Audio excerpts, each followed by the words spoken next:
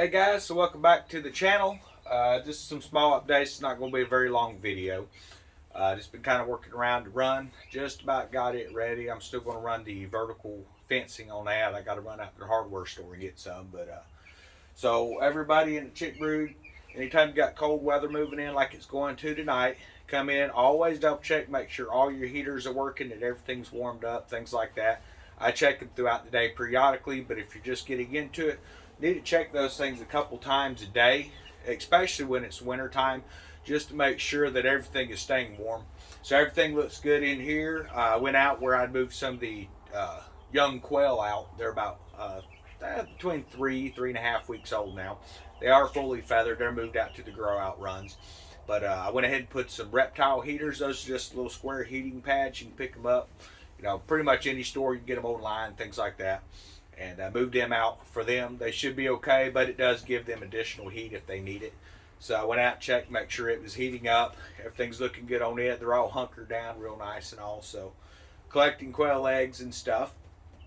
Touch on that a little bit. If you're going to do like I do, which is to push your quail, which is where you provide them with light throughout the year, you're really going to run into a period after about usually around a year and a half, year and a half, where they're going to slow down on egg production because they do have a certain limit of how many eggs they actually have within them as they pass through their development, system and stuff like that. So you need to start thinking when you're getting close to that, that year mark about breeding and replacing those hens. So you got to figure you're probably going to look at, we'll call it 3 months, which will be, roughly 12 weeks, just to be safe and make sure you have layers. So you want to have those layers ready to go before you butcher your old birds and things like that. So that's kind of what I'm doing right now with the incubators, getting that all ready and all. These chicks out here, whenever they reach their fully feathered stage, which should be around 5 weeks, give or take, those will get moved into the coop. And that's why I kind of working overtime trying to get that stuff taken care of. Once they move out there, they will have their own brood heater and things like that in there. They'll have a chicken heater and stuff. I'm not going to be moving the light out there. I don't want to run the risk of fire. But they will have the little heaters like I've shown in some of my previous videos. And those will be in there just to give them an ambient heat source if they need it. And hopefully by then we'll be out of these cold snaps. Usually around February, second week of February, we stop dipping down below the 40s. So might not need them at that point too much. But it's better to be safe than sorry. When we do get that hooked up, we're going to be using a solar power generator. I'll show you how that works. That's what's going to be running. I'm not running cords all the way to the backfield. That'll actually be set up where it's charging during the day and then running the heater at night. So that'll be something to look forward to. That'll be our little test of this thing to see how well it works. I have seen this generator used on Survival Living. He's used them. And he's ran power tools, refrigerators, and all kinds of different stuff with them. So pulling that little heater, which is a 1.9 amp, that's all it pulls. That thing's going to run easy. I mean, I'm not going to have to worry about, killing the battery at night, things like that. It's going to go pretty nice. But I'm looking forward to getting them out whenever it finally warms up. So they can kind of mull around and stuff like that. They will be in the run. They will initially be installed into the coop because I want them to associate that coop with safety, and that's where they need to be in the evenings. During the day, we'll let them out, and I'll probably have to lure them back into the coop using food, I'm sure, with them being younger. But as they age out, they should automatically return into that coop at night. So you just have to go through training. There's different ways you can train into it and stuff. But as they get bigger, probably around the 6-month mark, somewhere around in there, then I'll start letting them free range a little bit in the back. I don't plan on bringing them up to the front yard too much. They'll be back in the back, and I'll be out there with them when they are free ranging, just for safety, because we live in the country. That's not always feasible for some people, but you have to look around. If you have the neighbor's dogs coming into your yard, or there's a lot of feral cats that run around out here, that's something you need to look at and kind of pay attention to what kind of predators you have. I don't want to be losing birds to, dumb mistakes and stuff like that. It happens, but usually it's preventable. Now, this morning I came out to check on these guys. It's probably about 5:30 in the morning, something like that. And I noticed an armadillo out here mulling around. I don't know much about armadillos. I know you don't mess with them too much. But The one time I don't bring a gun, you run into running one of those. So I've done a little research, and they do have a tendency to try and dig into pens and things like that as well to get to your chickens. They're not as bad as, say, your raccoons and your coyotes, but there can be issues later. So that's something I'm going to have to start keeping an eye out on. I don't like pests. I don't like them around the property, mainly because they can carry leprosy and things like that with them. I'm not a big fan of the nasty looking. They're gross looking to me, guys. I mean, it looks like a freaking reptile with fur underneath or something. But I don't want them around the yard. I know they're around here and stuff like that. They have a right to be around too. But I also don't want them coming up, messing around anywhere near the chickens. And the fact that it was over here, scratching at the bottom of this door, that tells me that it can sense that they're in here and it was wanting to do some damage. So that'll get taken care of. So I'll have to just start keeping an eye, make sure it come back. The sun's coming up, so I didn't figure I need a firearm. That's usually when you find your pests and stuff. So we'll have to deal with that. But I hope everyone's enjoying the content we're putting on here. We're not really doing a whole lot of in-depth stuff right now. It's just too cold for me to get out. I had planned on doing some videos going up through the woods and stuff like that. Survival Living had been up there recently, and he found some strange hairs and stuff up in the trees and things like that. They have the myths of skunk apes or swamp apes or Sasquatch, Bigfoot, things like that down. And supposedly there's been sightings down around the Florida Trail areas. I don't know. Done some camping out there, not as much as he does, but it might be something worth to get the night vision, to get some cameras out and just kind of see what we can find. But that's more of a hobby. I might post some videos up, something to keep an eye out for. But my main plan is I really want to get out and do some fishing. I want to get out and show people how to tie flies and things like that. I just don't see getting the gear out right now, mainly because it's just daggum cold. I'm not going out in it. I'm a fair weather fisherman. I'm not going to fish if it's raining real hard. I'm not going to fish when it's real cold. I'm sure people have their opinions on that, and hey, if you like to go out there and get soaked to the bone, go for it. I hope you catch a lot of fish. I do it to enjoy stuff, and I do not enjoy sitting out in the rain. That's just me. But there's really a lot of stuff. If you're kind of watching what's going on with the news, and you're not going to see a lot of this information, guys, on like some of your more liberal news organizations and stuff, where you're not going to get the full stories and things. Apparently, right now, there's a lot of static going on with Russia, and they're kind of prepping up what looks like they might be prepping for war. We're prepping for what could be war. The European nations and things like that, NATO and all, they're kind of, if you listen to what they're saying, it's sounding like, they're expecting something big to happen here pretty soon. What we need to understand is there's reports coming that Russia is putting these missile systems up near Moscow and things like that. That's to intercept anything that may come toward them. We don't know the full information on the spread of what's going on, guys. What we're doing and what other countries are doing, they're reacting to. Just like whatever it is they're doing, we're reacting to that. So whatever's going to happen when it happens, you can't really pick and just say, well, it was this person or that person or this country or that country. All countries. I mean, if suddenly we see Mexico look like they were preparing for war and they were moving their army and things like that up against our border and stuff, and start to look like an invasion, you guarantee we would be taking border security very serious. The same goes for our northern parts. If Canada was above us and it looked like they were getting ready to do something, we would be preparing for that. So you just kind of have to look at what's going on. We have Ukraine, stuff like that, and Russia is really trying to draw that back in and rebuild the USSR. I don't know if all of y'all are old enough to remember that. I was young when it finally fell. I don't know a whole lot of the information. I wasn't alive for the Cuban Missile Crisis, but we're headed along those lines again with just a rampant buildup of military forces and things like that. They don't want us setting missiles in certain areas, because then it's basically like when they had missiles sitting off the coast of Cuba, 90 miles from Florida. So you kind of got to look at what's going on with all that kind of stuff. But in the same note, just to kind of reassure people a little bit here, we were told that in the end days there's going to be wars and rumors of wars. And I'm not just talking about little skirmishes. I'm talking about major wars and things. So we've had major wars. We've had World War One, World War Two. We've had a lot of conflicts in the Middle East. We've had conflicts over in Vietnam, Korea, you name it. We've been there just about. And we need to pay attention to what's going on. We need to make sure that we're preparing for our families and stuff as best we can. We need to be making sure that we're doing spiritual preparations as well. But I hear something moving around in here. Count my birds. Hang on a second, guys. I think a bird come out.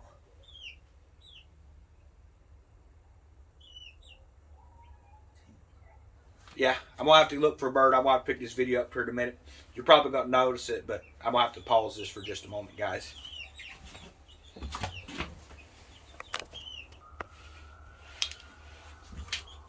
Alright, I'm back. Yeah, one of my little yellow chicks had found his way out of here. Heard him rummage around back there. I thought when I counted there was 10 a minute ago. So I tried to count my birds every time. So my light, I'm going to have to adjust this thing because I had to leave a separation. Somehow or another this son of a gun come up near where the light's at. So I'll figure something out for that here shortly. But yeah, so, just don't let these reports and stuff like that scare you.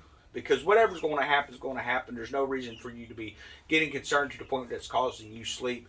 But you should also be preparing. Maybe it's in a way of getting a 5-gallon gas can and putting some fuel in it. Now, that 5 gallons is not going to last you, but you're going to have a container to put fuel in if things get bad. You're going to need some sort of fuel source. Same thing if you have generators, make sure you got fuel back for that as well. The food and things like that, if you haven't been prepping, it's going to be really hard to start prepping at this point. Not to a point of, I just won't be able to prep at all, but it's going to be hard to prep to the level that other people are at because we've been buying and prepping for years, and back then you could get, 3 or 4 cans for $1. Now it's going to cost you $1 for 1 can. So you're still going to be able to get some stuff, but it's not going to go as far, if you're not setting up a sustainable program as well, to work with your preps. That's not just talking about with food and things, it's talking about with your electricity and stuff like that. You need to start looking at it. We have tax time coming up. Some people are going to be able to get refunds and stuff. You don't have to take all of that refund and put toward it, but you should take a portion of that and try to stock up, because when everything goes bad, it's not going to be on the news that, okay guys, money's fixing to drop in value. It's not going to be on the news that, okay, we're fixing to go to war and things like that. It's going to be, you're going to wake up and it's going to be happening. We're not going to be given any kind of, heads up about anything that's going to happen in this country, especially with the administration that we have in office. Before this clown took office, if you're a Biden supporter, he's a clown. I don't care what you say. Dude's a puppet. But before he took office, he kept going on about the threat that Russia was, and that it's more than China. Now, since he's got in office, if you look at what's going on, he's got a hard-on toward Russia. So Russia is ramping its defenses and things like that because they know this president doesn't like Russia, just like how China was doing when Trump was in office. It all has to do with who the leadership is. Now, don't think for a second that Russia would hesitate to hit us with this guy in office because he's weak. He's a flim-flam man. He's crooked. He's not all there. He's got dementia. It's really sad what the elite and things like that are doing with this guy because they're just using him as a pawn. He's just up here doing whatever they tell him to do, doing whatever they want. He has no clue. And then he'll get up there and he wants to make fun. I don't care if you're vaccinated or unvaccinated. That's up to you. I have my belief system on it. You have your belief system. I respect it, but don't push your beliefs on me, and I won't push mine on y'all. But when you have someone up there and they're making a mockery of the very fundamental of what this country was built on, which is freedom, all right, a right to choose for yourself, and he gets up there making mockeries of it, like, oh yeah, well you have the right to go around and kill everyone with your COVID. Hey man, there's people that are vaccinated that are spreading COVID, so that's just a way to delegitimize what freedom actually means. I have no respect for anyone in office who does that. Whether it be Biden, what's his freaking Kamala Harris. I don't know what she does besides get up there in front of the camera. That's all she does. She never says anything. Their press secretary up there, Psaki, I guess her name is. She has no clue of what's going on, but she's got a hard job, though. I mean, how could you sit there and try to cover for this administration as much as she has to without having to lie through her teeth? So, then we have our Congress that's just a mess. We have senators that are a mess. This whole country is in a state of, we need to seriously look with the elections coming up. Get these people out of office. There's people that's been in office longer than my dad, who's old now, has been alive. That should tell you something. These guys have been in office for, 70 years, some of these people. They have no clue what's going on. We look at things like we don't see the perspective of what's important. So everybody in this country has rights. It doesn't matter what your sexual preference or your identity and things like that is. It has nothing to do with it. Everyone has the same amount of rights. That's just the way it is. But everyone wants to feel like a victim. And the problem with victim mentality is it takes and tries to say that there's a problem with the situation. It really has absolute no issues in the grand scheme of things, and it just distracts the populace from what's really going on at the top. We're watching our money devalue. We're watching, it's really took a hit in just the past year. Why? Because they made it so people couldn't work, and then they throw them a bone and say, well, here's you some stimulus money. And they throw a little bit of cash out there. Then they threw a little bit more cash out there. And why? Because they're trying to buy and bolster up votes for the next election. And that's what it comes down to. And never in my history have we looked at trillions of dollars, okay? Until here recently. They want to pass the new Green Deal. That was shut down. That was shot down. But now it's coming out. That's why these bills that they're pushing through are worth trillions of dollars instead of hundreds of billions, okay? Hundreds of billions of dollars is more than we would be able to spend as an individual, as a family, as a society. A lot of us, $100 billion, it'd be hard to spend that kind of money. But they managed to do it. Now we're talking up in the trillions of dollars, and, love them or hate them, at least Manchin had the audacity to jump up and say nope and put a stop to it. Otherwise, we would all be in a really bad pickle come tax season this year if he had not stepped in and put an end to that. They're not calling it the new Green Deal, but they're taking aspects of it and adding it to every bill that they pass. Because apparently it takes trillions of dollars to do what billions of dollars did last year. But then they want to come up and take an extra 10 or 12% out of your tax money. Think about the tax money. You're paying taxes on your money when you earn it. You're paying taxes on stuff that you buy. They pay taxes on the stuff that they build. There's all kinds of taxes that are coming out. And for what? To defend our country from what? To defend our country from the people who are actually trying to cause conflicts with each other. You can say what you want. I have my own views on that. The whole 9/11 thing, if we had stayed out of a lot of the garbage that was going on and we had went overseas and did our jobs and got out, we probably wouldn't have had 9/11 happen. Or was it really bad terrorist? Was it an inside job? Me personally, I don't believe the narrative that the government pushes, especially when all they do is they manage to take more freedom away from you. And like I say, with the Patriot Act, that's exactly what it was. That was my big problem with that administration that was in office, is they come out with the Patriot Act, and I remember voicing out against it, and people that I knew, they were talking about, well, if you don't have anything to hide, what does it matter? You don't have anything to worry about. It doesn't matter if you have something to hide or not. It's still your privacy, And a lot of the stuff that we're seeing today is based off the Patriot Act because we gave up those privacy rights and things like that. So that's something to think about with elections coming up here before too long. 2024 is going to be our next election season and stuff. So as far as for our president, we need to be looking at who's going to run. Don't just say, well, I'm running straight Democrat or I'm running straight Republican and stuff. We need to look at the actual key issues and what their stance are on these things. And for me, if they're not a God-fearing, Bible-believing Christian, I'm not going to vote for them. I don't care who their opponent is. I'm tired of getting these people who come up and say they believe one thing, but then they do absolutely nothing to get this country back on track. So, didn't mean to get into the rant, guys. Everyone have a great day. I'm going to sit in here and see what I can figure out with this light. I want to try and keep these birds in here so they're not flying around, jumping around in here. Have a good evening.